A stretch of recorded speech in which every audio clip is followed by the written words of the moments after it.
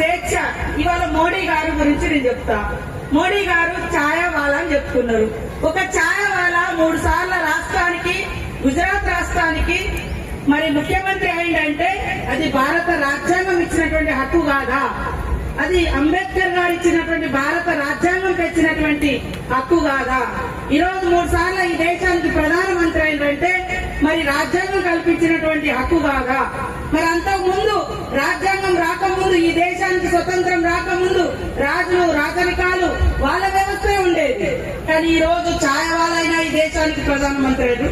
ఒక కూలి కుటుంబం నుంచి వచ్చిన నాలాంటి వాళ్ళమైనా ఈ రోజు మంత్రులమైనా, ఈ రోజు మరి ఒక ఉన్నత స్థానంలో అధికారులు కూడా చదువుకునే స్వేచ్ఛతోటి చదువుకొని ఉన్నత స్థానాల్లోకి వస్తున్నారు. కాబట్టి అన్నింటికి మూలం చదువు. చదువుంటే సంస్కారం వస్తుంది, జ్ఞానం వస్తుంది. అందుకని అంబేద్కర్ గారు కష్టపడి చదువుకొని ఈ దేశానికి ఏం కావాలో రచించినటువంటి మహనీయుడు. ఆ రాజ్యాంగాన్ని మనం కాపాడుకోవాలి. ప్రతి ఊర్లో అంబేద్కర్ లాంటి మహనీయుల యొక్క విగ్రహాలు ఉండాలి, స్ఫూర్తిదాతల విగ్రహాలు ఉండాలి.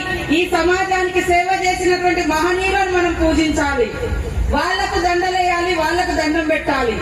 అంతే తప్ప అసలు ఏంటో తెలియని కాడ పోయి కాదు. కొంతమంది అంటారు ఆయన వేరే కులం, ఆయన వేరే కులం. కులానికంటే అతీతంగా సమాజం కోసం ఎవరు పనిచేసారు అనేది మనం గుర్తు పెట్టుకోవాలి.